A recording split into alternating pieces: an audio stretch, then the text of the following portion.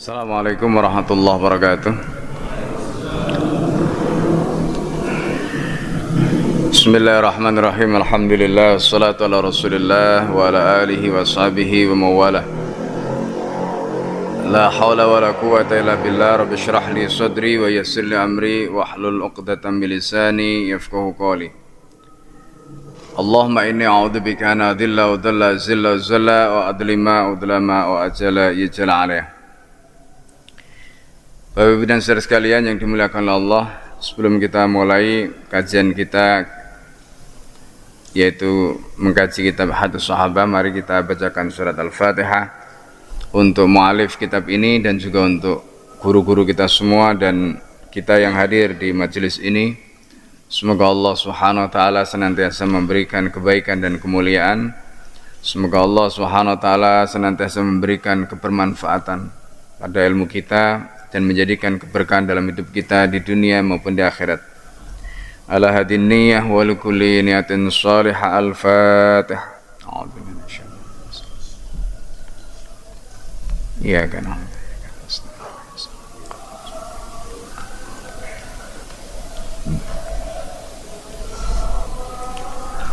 Bismillahirrahmanirrahim. Kita akan bahas hadis Al-Hakim dan Al-Baihaqi dalam masalah ini.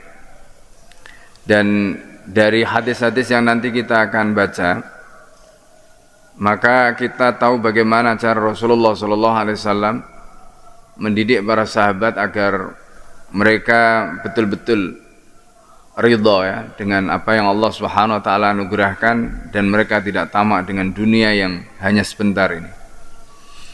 Hadisul Hakim wal Baihaqi fi dzalika. Qala al-mu'allif rahimahullah nafa'ana bihi wa bi'ulumihi fid dharain amin. Jadi hadis Al-Hakim artinya hadis yang diriwayatkan Al-Hakim dan Al-Baihaqi dalam masalah ini yaitu terkait dengan masalah bagaimana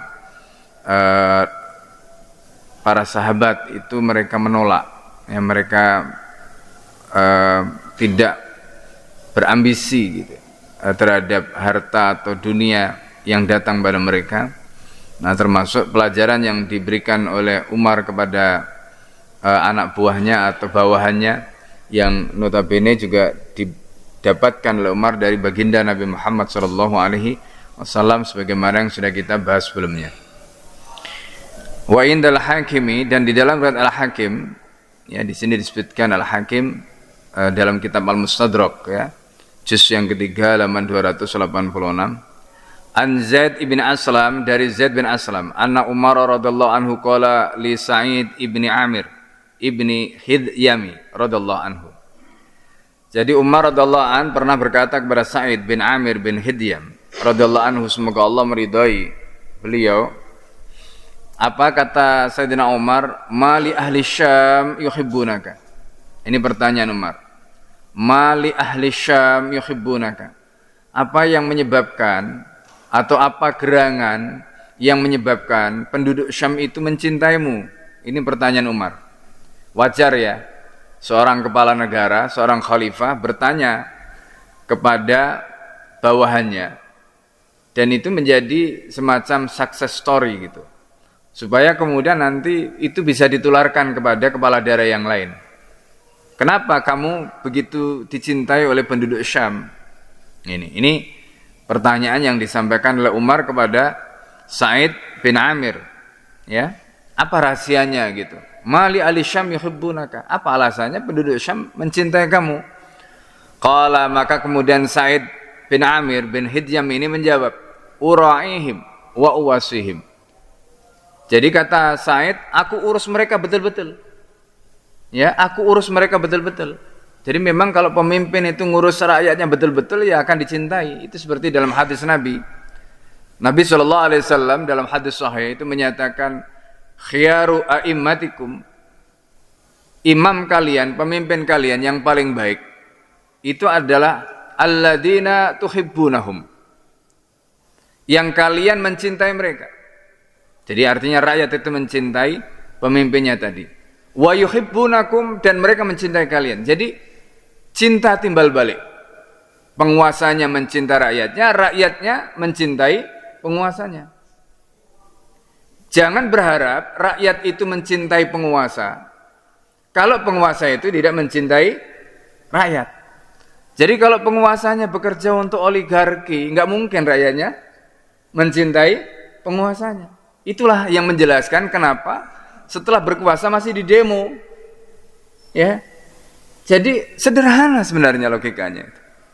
Jadi kalau kita memberikan cinta kepada rakyat, rakyat itu pasti akan memberikan cintanya juga kepada kita. Itu rumus, ya, rumus alami. Makanya Ibnu Mas'ud itu ketika ditanya bagaimana resepnya orang lain supaya mencintai kita, sederhana. Kalau kamu, jadi begini, kamu jangan bertanya bagaimana hatinya, perasaannya orang lain kepadamu, tanyakanlah perasaanmu kepada dia. Jadi kalau hatimu itu mencintainya, dia pasti akan mencintaimu. Gitu. Karena ya, jadi istilahnya itu al-arwah junudun mujannada. Roh itu akan dikumpulkan pada kelompok yang sama. Gitu. Jadi kita jangan nuntut orang lain untuk mencintai kita, tapi kita nggak pernah mencintai mereka. Itu jawaban yang disampaikan dalam hadis Rasulullah SAW tadi. Khiyarukum, ya khiyaru a'immatikum, kata Nabi, pemimpin kalian yang paling baik itu adalah alladzina tuhibbunahum wa yuhibbunakum. Yang kalian mencintai mereka dan mereka mencintai kalian. Kemudian Rasulullah melanjutkan wa tad'unahum, kamu mendoakan mereka, wa yad'unakum, dan mereka mendoakan kalian. Jadi saling mendoakan. Itu makanya kalau kita nggak bisa sedekah ya kepada teman-teman kita yang kita cintai, itu minimal doakan itu. Itu sedekah doa itu, masya Allah. Ya, jangan lupa setiap sholat itu doakan saudara-saudara kita. Itu sedekah yang luar biasa itu. Jadi kalau kita nggak bisa sedekah harta, doalah gitu, minimal itu, doakan. Itu kata Nabi SAW. Tad'unahum wa yad'unakum. Kalian mendoakan mereka, mereka mendoakan kalian. Nah kemudian hadis berikutnya kata Rasulullah, wa syararu a'immatikum. Sebaliknya pemimpin yang paling buruk di antara kalian, itu kata Nabi. Apa kata Rasulullah? Kalau yang pertama tadi kalian mencintai mereka, mereka mencintai kalian. Nah, sekarang dibalik. Pemimpin yang paling buruk di antara kalian itu adalah tubghidunahum wa yubghidunakum. Kamu benci mereka, mereka membenci kamu. Nah, makanya kucing-kucingan kan. Itu, kucing-kucingan. Jadi kebijakan-kebijakannya itu bukan untuk rakyat. Akhirnya apa? Rakyatnya membenci. Nah, kalau rakyat sudah membenci, yang bahaya itu yang kedua, apa? Tal'anunahum wa yal'anunakum. Kamu melaknat mereka dan mereka melaknat kamu. Jadi saling melaknat ini. Itu bahaya itu kalau pemimpin sudah begitu. Nah, makanya kemudian Sayyidina Umar kemudian menanyakan hal ini kepada Sa'id, apa rahasianya kamu? Lalu Sa'id menjelaskan, karena Rasulullah SAW mengajarkan begitu. Maka apa penjelasannya? Kata Sa'id, uraihim, aku urus mereka betul-betul. Wa uwasihim, ya uwasihim. Ya, uwasi itu maksudnya adalah, jadi antara penguasa dengan rakyat tadi itu mereka itu berbagi, musyarakah wa musahama. Itu kalau dalam bahasa syarahnya itu musyarakah wa musahama. Apa maknanya musyarakah wa musahama? Artinya mereka itu bareng-bareng. Jadi kalau ada yang mereka miliki, mereka bagi, begitu. Jadi saling berbagi. Jadi enggak kemudian kalau ada nikmat itu digenggam sendiri gitu. Kemudian rakyatnya hanya mungkin dapat tetesan-tetesan kecil lah gitu. Sementara rekening dia gendutnya setengah mati. Enggak begitu caranya memimpin rakyat atau ngurusi rakyat itu. Ini yang menyebabkan kemudian, bahkan nanti kita lihat bagaimana penguasa itu sudahlah enggak dibayar, ya dibayar enggak mau. Atau kalau misalnya tadi itu ada harta, itu bagaimana kemudian mereka itu betul-betul yang dipikirkan rakyatnya bukan dirinya atau kroninya, tidak. Masya Allah. Ini contoh yang luar biasa yang pernah ada di dalam sejarah peradaban umat manusia. Ya, ini.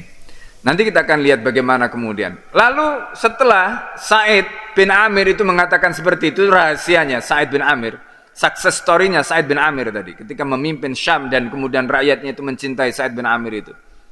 Maka lalu kemudian Umar radhiyallahu anhu di sini disebutkan fa'atahu asyrata alafin.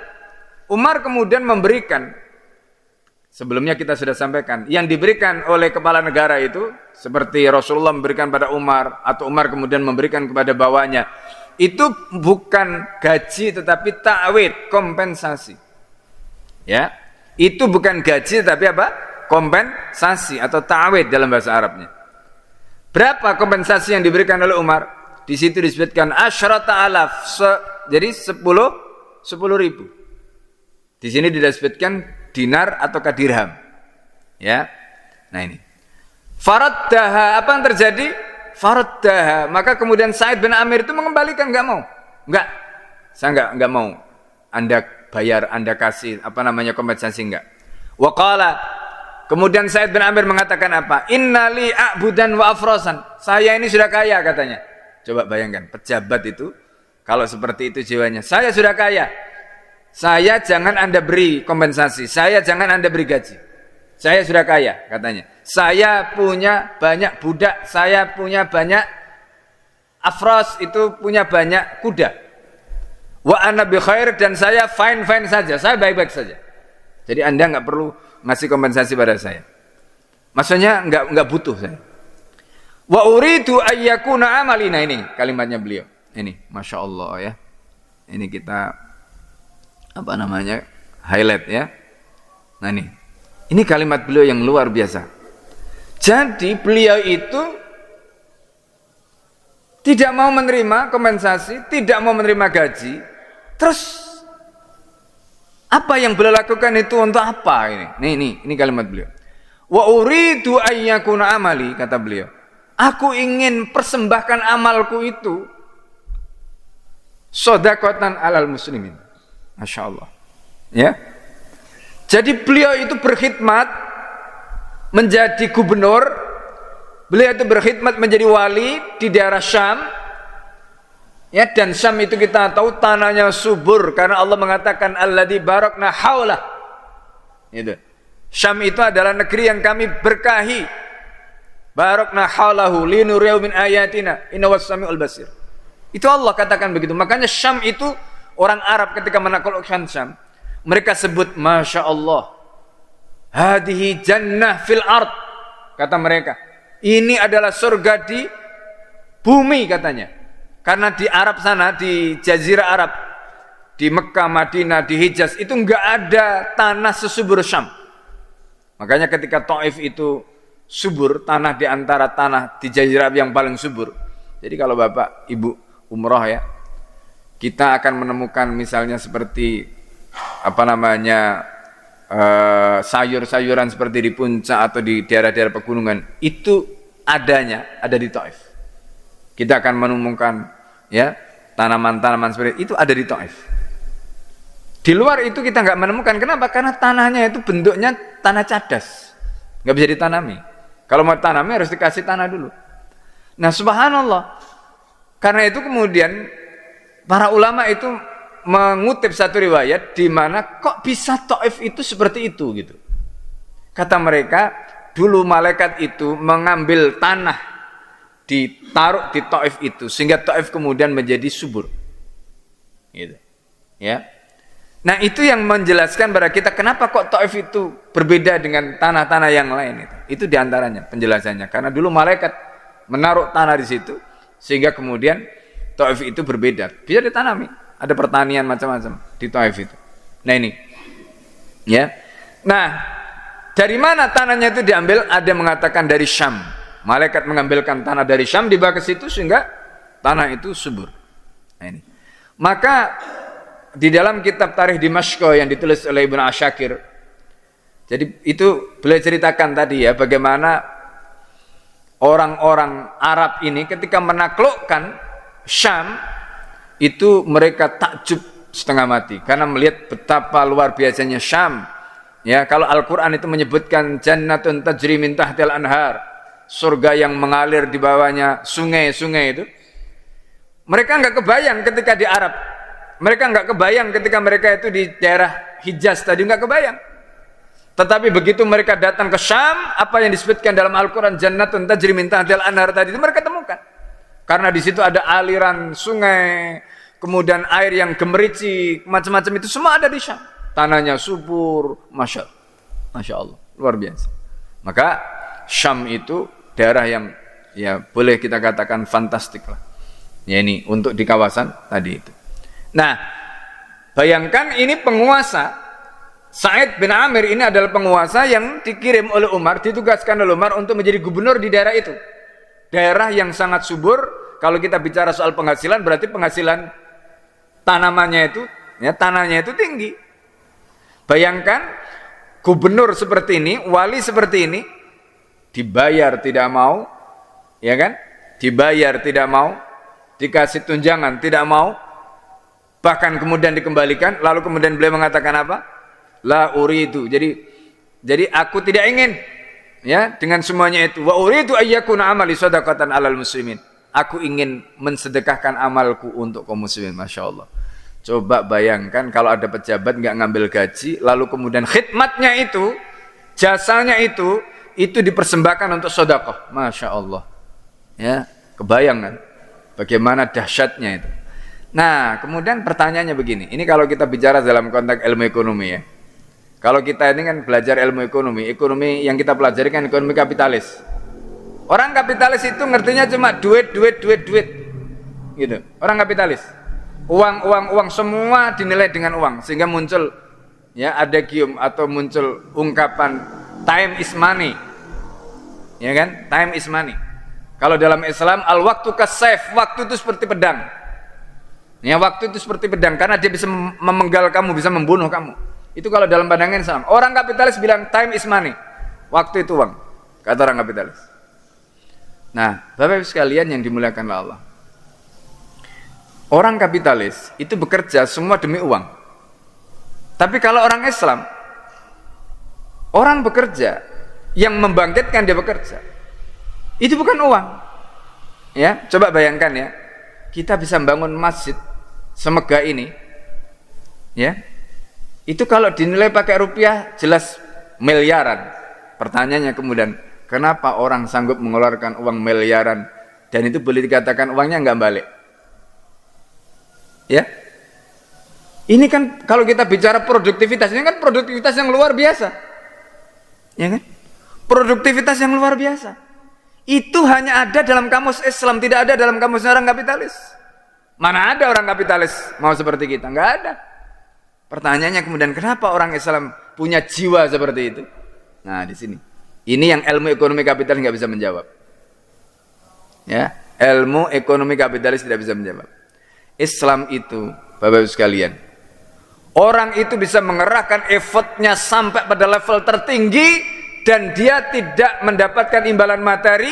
Kenapa? Karena dia ingin mendapatkan imbalan yang lebih abadi dari Allah Subhanahu wa taala. Nah, coba. Dia sudah lewat itu, materi itu sudah lewat. Dia ingin mendapatkan imbalan yang lebih abadi dari Allah Subhanahu wa taala. Dahsyat itu. Itu kekuatan yang tidak bisa diukur dengan materi. Dan itulah yang menyebabkan kenapa orang Islam nggak bisa dikalahkan. Kalau sudah bicara soal roh, ini nggak bisa dikalahkan. Nah, itu. Nah, kekuatan inilah yang sebenarnya menjadi kekuatan yang dahsyat. Ya, nah itu. Ini yang harus kita pahami. Jadi nggak semuanya melulu duit, nggak semuanya melulu uang, gitu. Nah ini yang kita mesti pahami. Nah itulah yang kita bisa baca dalam riwayat Sa'id bin Amir tadi. Bayangkan berangkat dari Madinah menuju ke Syam, itu jauh perjalanannya berhari-hari. Kemudian setelah itu bekerja 24 jam untuk ngurusi urusan umat. Bahkan tadi dikatakan wasihim, musyarakah wa musahama, artinya bareng-bareng. Kalau ada sesuatu yang didapatkan oleh negara, dia bagikan kepada rakyatnya. Subhanallah. Coba bayangkan. Kalau pejabatnya seperti itu, Masya Allah, ya kan? Makanya sekarang, ini yang tidak ada. Mental seperti ini, di dalam tata kelola pemerintahan. Hari ini nggak ada. Kenapa? Karena memang kapitalis semua. Pikirannya itu udah kapitalis, duit, gitu. Ya, ujungnya uang, aset, investasi itu semua. Ya, nah ini yang kita mesti pahami. Nah, jadi dari sini kita belajar, Masya Allah ya, bagaimana konsep-konsep Islam ya dan kemudian kita bisa verifikasi dalam sirah Rasulullah SAW dan para sahabat tadi itu dahsyat setengah mati. Nah, dan itu kalau kita hidupkan hari ini dalam kehidupan kita, masya Allah, luar biasa. Ya, ini. Faqala Umar, maka Umar berkata, fala taf'al. Kata Sayyidina Umar, la taf'al. Kamu jangan melakukan itu. Bayangkan, ini sahabat Sa'id bin Amir itu sadar melakukan itu. Tapi kata Sayyidina Umar, la taf'al, kamu jangan begitu. Inna Rasulullah sallallahu alaihi wasallam atani malan. Rasulullah pernah memberikan aku harta. Ya, dunaha. Ya, Rasulullah sallallahu alaihi wasallam pernah memberikan aku harta. Ya. Maksudnya bisa sebagai imbalan takwid tadi itu. Fakultu nahwan mimma qulta, dan aku pernah mengatakan seperti yang kamu katakan itu. Faqala li, maka kemudian Nabi bersabda, inna ya idza ataqallahu malan. Ini kata Nabi. Nabi pernah mengatakan, jika Allah memberikan kamu harta, lam tas'alhu, yang kamu tidak pernah memintanya, walam tashrah nafsuka ilaihi, dan jiwamu tidak tamak kepadanya. Kamu tidak minta dan jiwamu tidak tamak kepada harta itu, fakhudhu, kata Nabi, ambil. Ini nasihat Umar kepada siapa? Sa'id bin Amir. Umar mengatakan begitu karena Umar juga pernah begitu, ingin menjadikan khidmatnya tadi itu sebagai sedekah, ingin menjadikan khidmatnya itu enggak dibayar, tapi Rasulullah melarang. Rasulullah melarang, dan Rasulullah mengatakan, idza ataqallahu malan lam tas'alhu wa lam tashrah nafsuka. Jadi kalau kamu tidak minta dan kemudian jiwamu itu tidak tamak, fakhud, ambil. Ini makanya masya Allah. Jadi itu yang kita sebelumnya bisa membaca bagaimana kisah Abu Bakar As-Siddiq, ya. Ketika Abu Bakar As-Siddiq itu mendapatkan kompensasi dalam waktu 2 tahun dikembalikan semua. Masya Allah. Ya, ini. Sekarang itu kalau kita lihat pejabatnya, kenapa muncul politik dinasti dan kemudian bekerja sama dengan oligarki itu ujung-ujungnya karena ketamakan. Ya kan? Tamak. Korupsi, tamak. Lu coba bayangkan gajinya sudah mau ditingkatkan berapa saja, kalau jiwanya itu masih tamak itu nggak akan cukup. Makanya ada satu ungkapan dalam bahasa Arab itu, ya, orang yang tamak itu dia akan menjadi budak. Orang yang tamak itu dia akan menjadi budak. Sebaliknya kalau orang itu qanaah, dia akan merdeka. Itu ya. Jadi kalau kita ingin menjadi orang yang merdeka, jadilah orang yang qanaah. Kalau kita jadi orang yang tamak, maka kita akan jadi budak. Budak apa? Budak nafsu kita. Budaknya orang lain yang bisa memberikan kepuasan pada nafsu kita. Akan begitu. Nah, ini yang diajarkan oleh Nabi SAW. Makanya tadi, ya, kalau kita lihat di situ, asal jiwamu itu tidak tamak, kamu ambil. Nah, ini masya Allah, ya.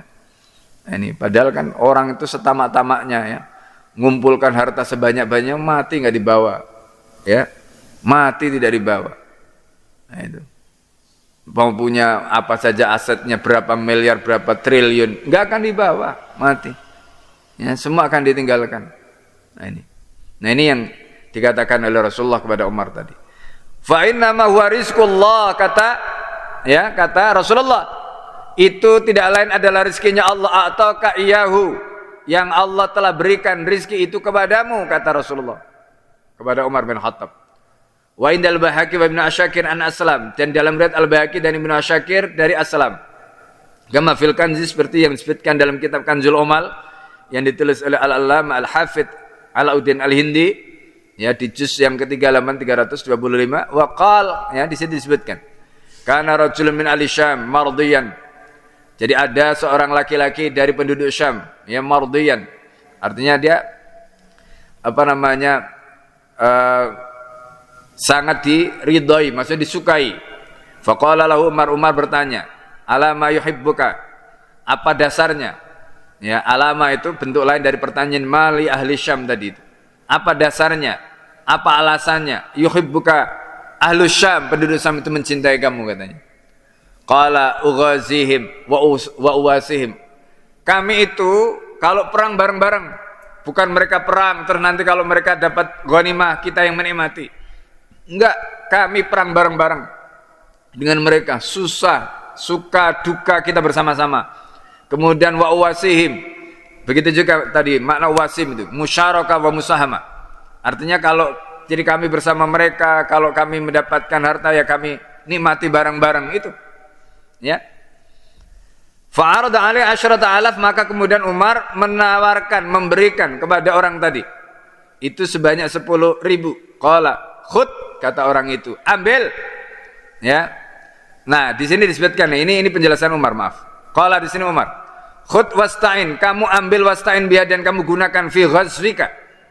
Ya, dalam perangmu. Qala, kata orang itu, inni anha ghaniyun, katanya. Inni anha ghaniyun, aku enggak butuh. Aku sudah kaya.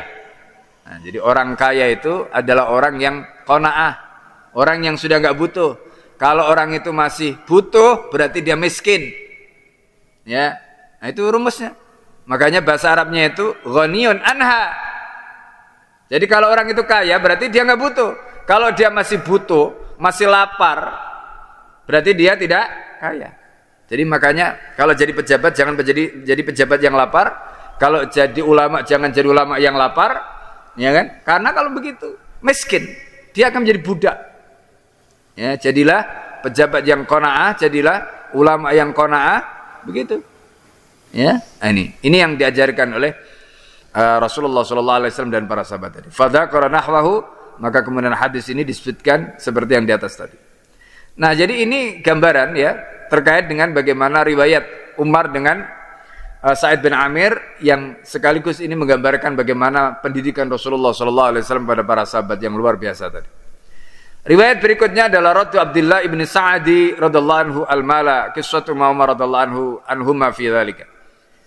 Nah, riwayat yang kedua ini adalah riwayat dari Abdullah bin Sa'adi radhiyallahu anhu, di mana Abdullah bin Sa'adi ini mengembalikan harta. Artinya menolak, tidak mau. Dan kemudian kisah Abdullah ibn Sa'adi dengan Umar dalam kasus ini. Ahraja Ahmad wal Humaydi wa ibnu Abi Syaibah. Ada membaca Ibnu Abi Syaibah, ada membaca Ibnu Abi Syaibah. Ya. Wa Darimi wa Muslimun wa Nasa'i. Jadi hadis ini dikeluarkan oleh Imam Ahmad, kemudian Al-Humaid, Ibnu Abi Syaibah atau Ibnu Abi Syaibah, Ad-Darimi, Muslim dan An-Nasa'i. An Abdullah bin Sa'adi, dari Abdullah bin Sa'adi radhiyallahu anhu annahu qadima al Umar radhiyallahu anhu. Jadi beliau itu Abdullah bin Sa'adi datang menghadap Umar radhiyallahu anhu fi khilafatihi, pada zaman kekhalifahan Umar. Artinya Umar ketika itu menjadi khalifah. Faqala lahu Umar, maka Umar mengatakan kepadanya, alam uhaddats annaka tali min amalin nasi amalan. Ya. Bukankah aku diberitahu bahwa engkau telah mengurusi urusan orang, amalan, tali amin amalin nasi amalan, itu maksudnya engkau itu, bukankah aku diberitahu bahwa engkau diberi amanah untuk mengurusi urusan umat? Ya, fa idza utital umalata, dan apabila engkau dibayar, umala itu adalah upah yang diberikan, takwid, kompensasi yang diberikan. Karihtaha, engkau tidak menyukainya. Fakultu, lalu kemudian Abdullah bin As-Sa'adi tadi mengatakan, bala, iya memang. Ini Umar bertanya kepada pejabat yang diangkatnya. Lalu kemudian Umar melakukan klarifikasi. Betul enggak ini? Aku dengar kayak begini. Aku telah diberitahu bahwa engkau diberi amanah untuk mengurusi urusan umat. Lalu engkau diberi gaji, tapi engkau menolak. Betul enggak? Kata siapa namanya? Abdullah ibni As-Sa'adi tadi itu mengatakan, bala, iya. Ya, qala Umar. Lalu kemudian Umar mengatakan, fama turidu ila dalika. Lalu kalau begitu apa yang kamu inginkan?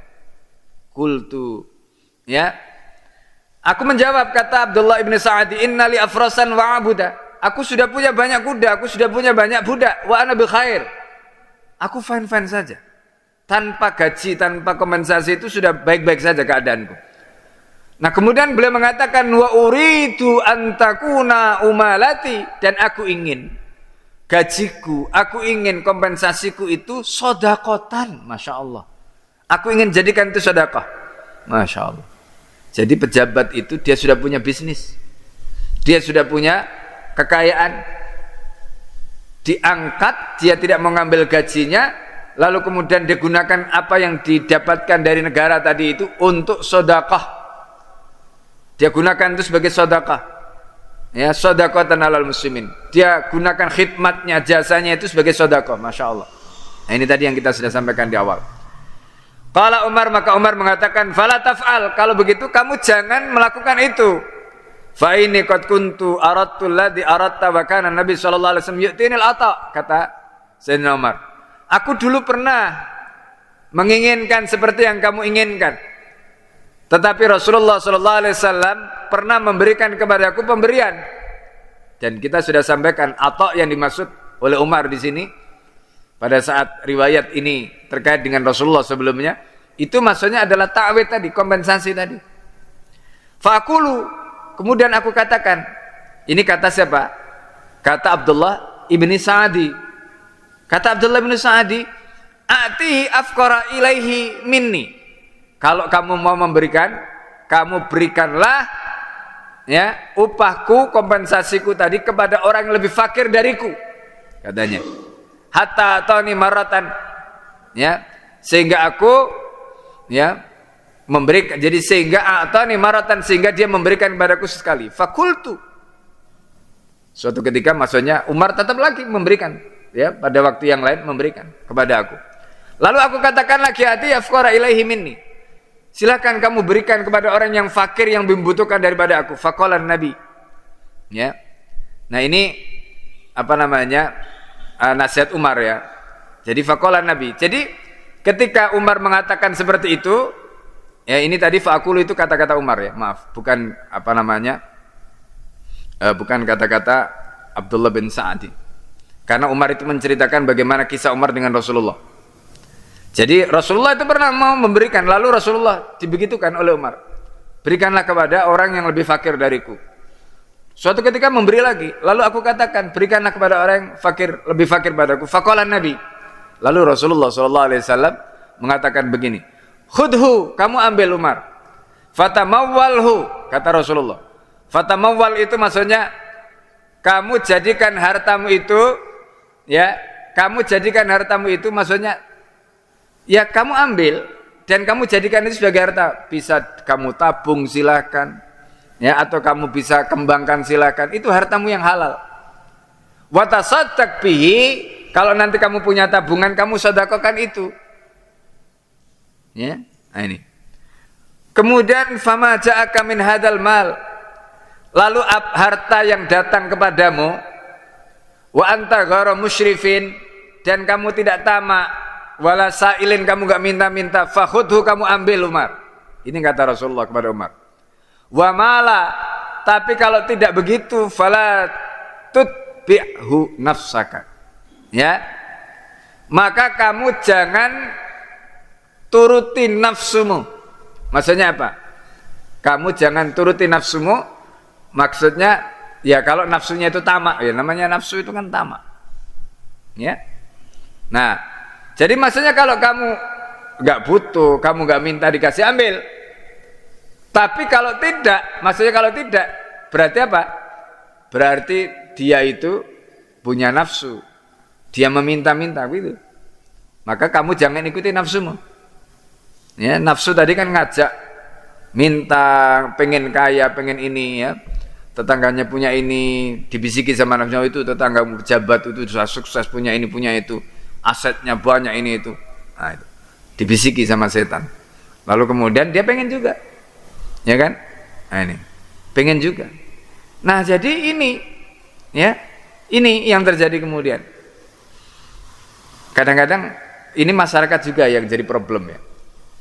Suatu ketika ada seorang koruptor, ya, Al-Fakir dulu pernah ngisi beberapa kali di Bareskrim, ya, di penjaranya Bareskrim itu kan banyak dulu.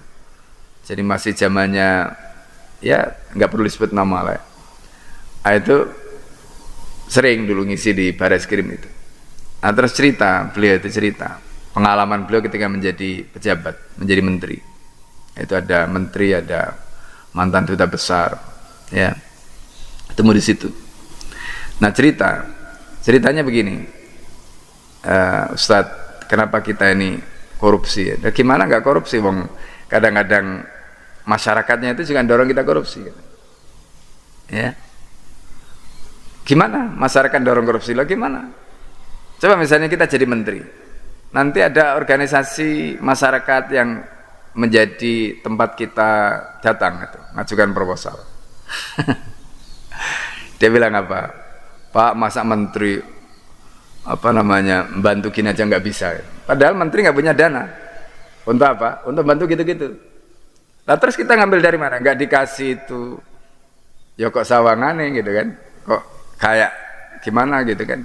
Mau dikasih itu terus dari mana gitu? Nah, ini contoh kata dia. Yang lebih parah lagi itu, kalau dikasih sedikit masalah lagi. Masa menteri ngasihnya cuma segini gitu. Jadi masyarakat itu juga sama kata dia, yang bikin menteri korupsi itu ya masyarakat gitu. Kan repot ya. Jadi ini pengakuan beliau, itu cerita. Ini masyarakat itu yang juga bikin orang itu jadi korupsi. Masuk akal juga. Nah ini contoh ya. Nah jadi repot. Makanya ya pemberantasan korupsi itu nggak bisa hanya dengan pejabatnya, tapi masyarakat juga harus dibetulin cara berpikirnya itu. Termasuk kebiasaan tadi minta-minta itu. Ya, proposal macam-macam tadi itu. Nah itu. Nah ini juga hal lain yang ya kita perlu introspeksi gitu. Nah itu tadi ceritanya begitu. Nah tapi bayangkan kalau masyarakatnya seperti pada zaman Nabi, masyarakatnya seperti pada zaman kekhalifan dulu, di mana mereka itu masya Allah, ya kan? Masyarakatnya itu luar biasa. Hidupnya itu nggak ada yang individualis, tolong menolong di antara mereka itu luar biasa, kepekaan mereka. Ya, kalau di dalam kitab An-Nahjul Masluk, ya, Ila Thariqil Muluk itu disebutkan oleh Syirazi itu. Orang yang namanya dermawan itu kan, dermawan itu sahok ya. Itu ada 2 level, Pak. Dermawan itu ada 2 level. Level pertama itu adalah level di mana orang itu nggak perlu diminta, itu dia udah ngasih. Itu namanya dermawan. Coba bayangkan kalau masyarakat kita kayak begitu itu, lihat tetangganya itu mukanya, ya. Makanya Nabi itu kan kalau habis sholat, ya, kemudian posisi duduknya, melihat jamaah, lihat wajahnya kelihatan. Siapa ini yang kelihatan susah, nggak punya duit, itu kan, ya, macam-macam. Rasulullah tidak hanya itu, setelah sholat subuh itu Rasulullah keliling Rasulullah itu ke rumah sahabat-sahabat itu dilihat gitu. Rasulullah itu kebiasaan Rasulullah setiap hari. Ya, silaturahim ke sahabat. Nah, di situ Rasulullah tahu siapa yang belum makan, siapa yang kalau ada yang belum makan nanti diajak oleh Nabi ke rumah sahabat yang lain begitu. Masya Allah ya. Nah, jadi ini kita bicara soal apa sahok tadi. Kalau masyarakatnya kayak begitu, saling membantu, saling menolong, ada yang kesulitan Masya Allah. Nggak perlu ngomong itu sudah dibantu, itu namanya peka. Nah yang kedua kata Syirazi, level yang kedua itu ya dia membantu itu ketika diminta, meskipun tidak harus terus terang gitu. Itu level yang kedua, itu dermawan level yang kedua. Itu pun ketika dia memberikan wajahnya seneng gitu. Tapi kalau memberi dengan wajah merengut atau judes, ya itu nggak dermawan namanya, itu terpaksa. Ya. Nah, itu terpaksa itu. Nah, itu kata Syirazi. Nah coba bayangkan kalau masyarakatnya kayak begitu tadi, masya Allah ya. Nah, ini luar biasa. Maka kata Sayyidina Umar, ini riwayat yang disebutkan tadi ya, mengutip dari apa yang disampaikan Rasulullah SAW tadi. Kalau nafsumu, jiwamu itu tidak menginginkan, ambil. Tapi kalau jiwamu menginginkan, kamu jangan ikuti. Ini pesan Rasulullah kepada Sayyidina Umar. Kemudian wa inda Ibnu Jarir anhu, dalam riwayat Ibnu Jarir ya terkait dengan masalah ini ya, qala istamalina Umar anhu, tadi itu konteksnya dengan Abdullah bin Sa'adi tadi. Qala berkata istamalan Umar telah mengangkatku menjadi amil, menjadi pejabat ya. Qala istamalan Umar radhiyallahu anhu, Umar telah mengangkatku menjadi pejabat alas shadaqah ya. Jadi pejabat alas shadaqah. Jadi kalau di dalam istilah kitab, ini kitab klasik ya, kalau kita baca kitab klasik ulama-ulama dulu karena ada riwayat-riwayat seperti ini, jadi mereka itu ada istilah waliuz zakah dan waliuz shalah. Nah, itu istilahnya. Wali zakat itu adalah wali, gubernur yang diangkat untuk ngurusi seluruh urusan dalam hal pemerintahan. Tapi kalau disebut wali zakat, wali sedekah itu berarti dia hanya ngurusi sedekah saja. Dia tidak ngurusi urusan pemerintahan, itu istilahnya. Nah, jadi kalau di sini beliau mengatakan ista'malana Umar radhiyallahu anhu ala sedekah, berarti beliau itu menjadi gubernur, menjadi wali hanya ngurusi urusan zakat, urusan sedekah saja. Urusan keuangan saja. Itu tidak ngurusi urusan yang lain. Falamma adaituha ilaihi, ketika aku sudah menunaikannya, ya, adaituha ilaihi atani umalati, maksudnya beliau itu sudah menunaikan tadi untuk mengumpulkan zakat tadi itu, lalu sudah menyerahkan pada Umar tugasnya, laporannya, macam-macam tadi itu, lalu kemudian belum memberikan kepada kompensasi. Fakultu, kata Abdullah ibn Sa'adi tadi, aku kemudian katakan, inna ma'amiltu lillah, katanya, aku bekerja ini untuk Allah. Wa ujrati Allah, dan gajiku, upaku, imbalanku, kompensasiku itu aku serahkan kepada Allah. Qala, kata Umar, khud ma'ataituka, kamu ambil apa yang aku berikan. Fa ini amiltu ala adi Rasulillah sallallahu alaihi wasallam, karena aku juga di zaman Nabi itu bekerja, ya, artinya bekerja seperti kamu. Ini kata Umar radhiyallahu an kepada Abdullah ibn Sa'adi tadi. Fa'atani, Rasulullah ketika itu juga ngasih kepadaku. Fakultu misla qaulika, aku katakan seperti yang kamu katakan tadi. Faqala Rasulullah sallallahu alaihi wasallam, maka Rasulullah sallallahu alaihi wasallam mengatakan, idza ataituka syai'an min ghairi an tas'alani, kalau aku memberikan kepadamu sesuatu tanpa kamu minta kepadaku, fakul, maka makanlah. Wa tasaddaq, maka fakul itu berarti ambil kamu makan, itu halal. Wa tasaddaq, kemudian kamu sedekahkan. Ya, kada fil kanzi, begitulah riwayat tadi disebutkan di dalam kitab Kanzul Umal. Ini. Jadi ini Masya Allah ya, kita ya lihat ya bagaimana Rasulullah SAW mendidik para sahabat. Nah, ini satu riwayat lagi yang Al-Fakir ingin sampaikan. Ini juga Masya Allah. Jadi Rasulullah itu, riwayat ini sangat penting karena ini cara Nabi mendidik sahabat sehingga sahabat itu nggak tamak. Ya, cara Nabi mendidik sahabat sehingga sahabat itu nggak tamak. Tadi kita sudah sampaikan bagaimana riwayat-riwayat tentang para sahabat itu begitu luar biasa qanaahnya itu. Terus bagaimana caranya mereka itu bisa qanaah? Nah, di dalam riwayat ini menjelaskan, yaitu riwayat Hakim bin Hizam radhiyallahu anhu. Jadi raddu Hakim bin Hizam radhiyallahu anhu al-mala, kisah radhiyallahu anhu Nabi sallallahu alaihi wasallam. Jadi bagaimana Hakim bin Hizam mengembalikan harta dan bagaimana kisah Hakim bin Hizam bersama Rasulullah sallallahu alaihi wasallam. Jadi dalam riwayat ini nanti disebutkan asalnya Hakim bin Hizam itu orang yang rakus. Hakim bin Hizam ini sahabat. Awalnya dia rakus. Oh, dikasih, minta lagi, kasih, minta lagi, kasih, minta lagi, kasih, minta lagi, begitu. Tapi bagaimana kemudian caranya Nabi mendidik Hakim bin Hizam yang rakus kayak begitu itu, akhirnya tobat. Nah, ini yang menarik. Makanya ini riwayat ini penting untuk Al-Fakir sampaikan supaya kita tahu bagaimana cara Nabi mendidik mereka itu. Ya, tadi kita lihat bagaimana Umar begitu dengan Sa'id bin Amir, kemudian dengan Abdullah ibn Sa'adi tadi seperti itu.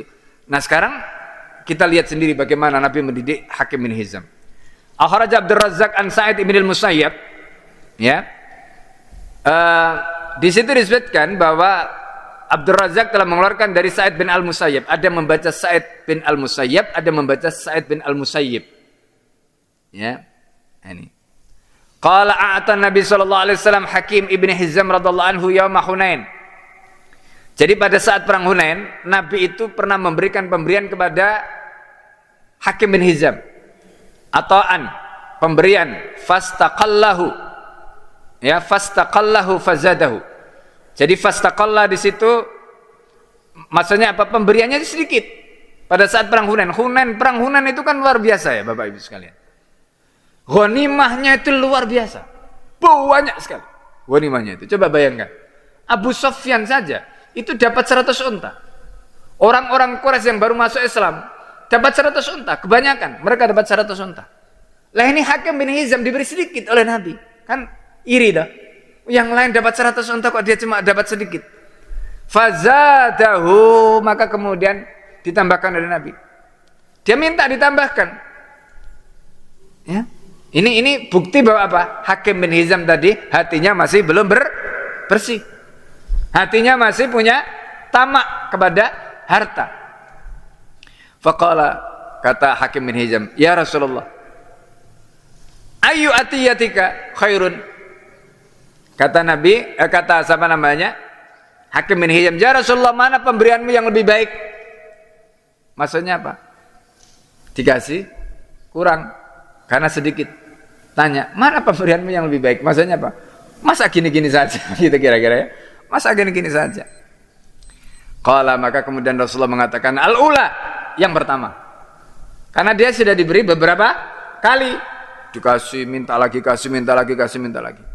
Faqala Nabi SAW, setelah dikasih, minta lagi, kasih, minta lagi, kasih, minta lagi. Di situ Rasulullah SAW menggunakan momen. Nah ini penting. Jadi ini cara guru mendidik muridnya. Ya, cara kita orang tua mendidik anak kita. Kita harus adil kepada murid-murid kita harus adil kepada anak-anak kita.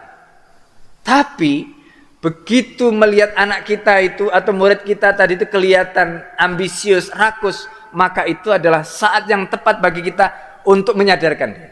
Ini cara Nabi. Apa yang dilakukan Rasulullah ketika melihat Hakim bin Hizam seperti itu? Faqala Nabi, ini kalimatnya Nabi. Ya Hakim ibn Hizam, hai Hakim, kata Rasulullah, inna hadal mal, karena dia kan sudah dikasih beberapa kali kan. Inna hadal mal, sesungguhnya harta ini, wahai Hakim, hadiratun khulwatun, hadiratun khulwatun. Harta ini memang menggiurkan, ya, hadiratun menggiurkan, khulwah itu manis, ya. Tapi tidak semua yang menggiurkan dan manis itu baik. Ya kan? Kita itu kalau kelebihan gula juga kena diabetes kan begitu. Gula itu manis, tapi kalau kelebihan gula kena diabetes. Harta itu manis, menggiurkan, tapi kalau ya nggak sehat tadi, maka itu juga bisa membinasakan. Ini kata Nabi, faman akhadahu, kata Rasulullah, faman akhadahu bi sakhawati nafsin. Di sini sakhawati nafsin itu dijelaskan. Maksudnya apa? Bi ghairi syarhin wala ilhah. Maksudnya dia itu kalau dia mendapatkan harta itu bukan karena tamak, bukan karena ambisi, wa husni uklatin, dan kemudian dia makan dengan baik. Maksudnya ya sudahlah, enggak kayak orang rakus. Orang rakus sudah, Pak. Begitu ada banyak habis. Ya kan? Kayak enggak akan ketemu lagi, dan dia kayak enggak ingin orang lain itu mendapatkan, pokoknya gitu. Ini kata Nabi tadi, kalau dia ya mendapatkan harta dengan hati yang tadi, yang lapang, dengan hati yang tidak tamak, yang tidak rakus, dengan cara yang baik tadi, maka apa kata Nabi? Burikalau fi, maka hartanya itu akan diberkahi. Dan orang itu akan mendapatkan keberkahan dari hartanya. Tapi kata Nabi, waman akhadahu bistisyrafi nafsin, tapi kalau orang itu mengambil harta dari bistisyrafi nafsin, dengan apa? Jiwa yang tamak, wasu'i uklatin, kemudian makannya itu seperti orang kelaparan gitu. Rakus, kata Nabi. Apa kata Rasulullah? Kalau orang itu seperti itu, lam yubarak lahu fihi, dia tidak akan diberkahi, hartanya enggak barokah, hidupnya enggak barokah. Ini makanya jarang sekali orang kaya nih ya, hartanya banyak, itu yang hidupnya barokah. Kecuali orang yang ngerti haknya, hartanya tadi. Itu. Makanya apa? Lihat, kalau enggak anaknya, istrinya, keluarganya hancur, itu bukti bahwa harta yang banyak itu tidak barokah. Nah ini kata Rasulullah SAW tadi. Wa kana kalladzi ya'kulu wa la yashba, kata Nabi, orang yang kayak begitu itu seperti orang yang makan tapi nggak pernah kenyang. Lah perut itu kan terbatas. Mau diisi berapa piring? Ya kan? Terbatas. Apalagi kalau sudah punya masalah lambung. Ya makannya mesti sedikit-sedikit. Begitu makan lebih saja sudah ya, rasanya panas perutnya karena enggak kuat. Nah, ini. Wal yadul ulya, nah ini pesan Nabi. Wal yadul ulya, tangan di atas itu wahai hakim, itu lebih baik daripada tangan khairun minal yadis sufla, ketimbang tangan yang di bawah. Jadi hadis ini konteksnya dengan Hakim bin Hizam. Karena Hakim bin Hizam itu rakus awalnya. Hakim bin Hizam itu orang yang tamak awalnya. Nah, begitu Rasulullah membuka pikiran dan hatinya Hakim bin Hizam tadi, apa yang terjadi? Qala, ini pertanyaan Hakim. Kan Nabi itu mengingatkan dia seperti itu. Lalu Hakim bin Hizam itu tanya begini, wa minka ya Rasulullah, apakah itu termasuk harta yang aku dapatkan darimu ya Rasulullah? Mungkin pikirannya Hakim bin Hizam kan, ini kan harta yang diberi Nabi. Harta yang diberi Nabi itu kan harta barokah kan begitu. Tapi Nabi enggak, ngajari enggak begitu. Karena barokah dan tidak itu bukan karena dari siapa. Wong harta itu diberikan oleh Allah juga sama kok. Ya kan? Dari Nabi juga sama. Yang menjadikan barokah dan tidak itu jiwa kita.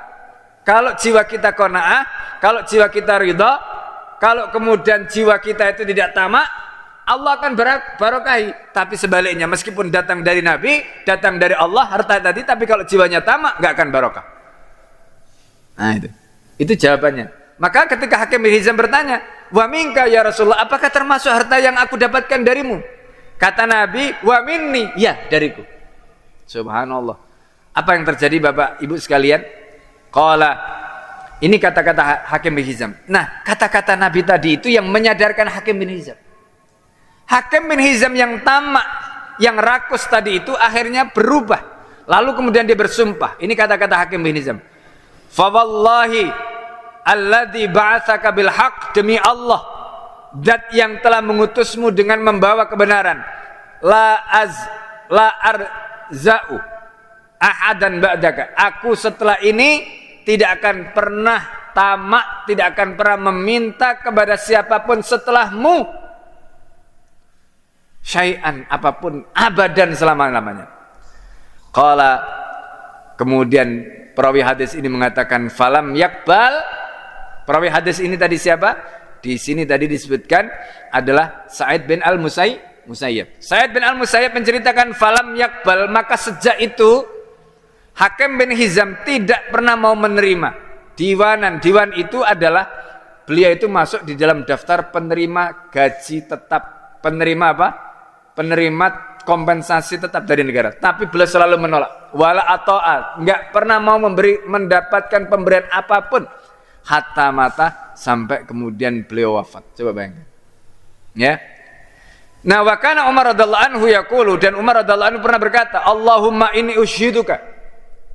Ya Allah, aku memberikan kesaksian kepadamu ala Hakim bin Hizam, untuk Hakim bin Hizam. Anni ad'uhu li haqqihi, aku pernah mengajaknya, memintanya, memberikan haknya min hadal mali, dari harta ini, wa huwa ya'ba, dan dia menolak, dia tidak mau. Wa qala, dan mengatakan ini wallahi, dia katakan ini demi Allah, aku ma'ar za'uka wala ghairaka syai'an, aku enggak pernah tamak kepadamu dan aku tidak pernah minta kepada yang lain selainmu apapun, kata Hakim bin Hizam. Masya Allah. Jadi nanti disebutkan di dalam riwayat berikutnya nyambung dengan riwayat ini, tapi ini sudah cukup untuk menjadi penjelasan karena ini yang utama. Artinya apa? Hakim bin Hizam itu berubah 180 derajat setelah apa? Jiwanya dididik oleh Rasulullah sallallahu alaihi wasallam. Yang asalnya tamak, yang asalnya rakus tadi itu berubah. Nah, ini. Dan sejak saat itu Hakim bin Hizam tidak seperti Hakim bin Hizam sebelumnya, Masya Allah. Nah, jadi apa pelajaran yang bisa kita ambil? Begitulah cara Nabi sallallahu alaihi wasallam mendidik para sahabat. Ya, bagaimana supaya mereka itu tidak tamak. Dan begitulah sahabat kemudian menurunkan qanaahnya tadi itu kepada generasi-generasi berikutnya. Dan dari situ kemudian kita nanti melihat bagaimana luar biasanya peradaban ini dibangun oleh orang-orang yang memiliki hati-hati seperti mereka tadi. Ya, yang Masya Allah. Mungkin sampai di sini Bapak Ibu dan saya sekalian yang bisa Al-Fakir sampaikan. Ya, semoga apa yang kita pelajari pada hari ini menjadi ilmu yang bermanfaat bagi kita semua. Ya, sekali lagi, ya, apa yang kita baca dalam periode-periode terbaik ya Nabi dan para sahabat tadi itu menggambarkan pada kita. Jadi inilah ya role model, gitu, role model. Karena mereka inilah orang-orang yang disebutkan di dalam Al-Qur'an min alil jannah, ya, para penghuni surga. Ya. Nah, jadi semoga kita ya minimal ya dengan membaca, mendengar kisah-kisah mereka, lalu kemudian kita mencintai mereka, kehidupan mereka, kita bisa menteladani meskipun mungkin tidak bisa sepenuhnya seperti mereka, paling tidak cinta sajalah, ya kan? Karena apalagi hidup seperti zaman sekarang mungkin masih susah kita seperti mereka, minimal cinta saja. Insya Allah cinta itu menjadi tiket kita untuk nanti di akhirat bersama-sama mereka, amin. Ya, itu kata Nabi, fa innaka ma'aman ahbabta, kamu akan bersama orang yang kamu cintai, gitu. Ya, nah, ini minimal yang kita harapkan, dan semoga dengan begitu kita akan dikumpulkan oleh Allah Subhanahu wa taala bersama-sama mereka di dalam jannahnya. Amin amin ya rabbal alamin. Baik, ya sampai di sini karena waktu sudah syuruk ya, sudah lewat. Kita tutup dengan doa kafaratul majelis. Subhanakallah hamdika asyhadu an la ilaha illa anta astaghfiruka wa atubu ilaik. Assalamualaikum warahmatullahi wabarakatuh.